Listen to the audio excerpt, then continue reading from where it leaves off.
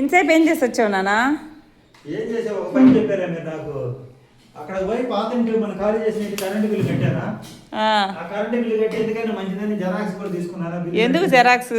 మళ్ళీ ఎందుకు ఆయన బిల్లు ఇచ్చేసి ఓటర్ గారు బిల్లు ఇచ్చేసాం కాబట్టి మళ్ళీ ఏదైనా ఇబ్బంది అయితే మనకు ప్రూఫ్ ఉండాలి కదా అని చూపించగలే జెరాక్స్ తీసుకొని వచ్చారన్నమాట. తిప్పు ఎందుకు అంటే బిల్లు రాకపోతే కరెంట్ బిల్లు కట్టాలి కదా అని అన్నారు. మా నాన్నకి ఎందుకు భయం వేసింది, మళ్ళీ కష్టపడి కట్టినా కట్టలేదంటారు, ఎందుకు వచ్చిన గోలని. ఆ సర్లే కానీ ఏం తెచ్చావు నాన్న సరుకులు? జీడిపప్పు, అబ్బా ఉల్లిపాయలు, చిన్న చిన్న. మనం పేదవాళ్ళం, ఇది జీడిపప్పు. పేదవాళ్ళం అంటే ఎప్పుడన్నా తినద్దన్నమ్మా, ప్రోటీన్ ఫుడ్ తినద్దు. సారీ, మిడిల్ క్లాస్ వాళ్ళం, లోయర్ మిడిల్ క్లాస్ కదా మనం. ఈ బిల్లు ఇది ఇచ్చానమ్మా సరుకులు. సర్లే ఇది నాకు జాలే కానీ మిగతా అన్ని పక్కన పెట్టేసి. పోస్ట్ ఆఫీస్లో కొరియర్ వేసి, ఫస్ట్ పోస్ట్ ఆఫీస్ కొరియర్ చేసి కరెంట్ ఆఫీస్కి వెళ్ళి కరెంట్ బిల్లు కట్టి సరుకులు తీసుకొని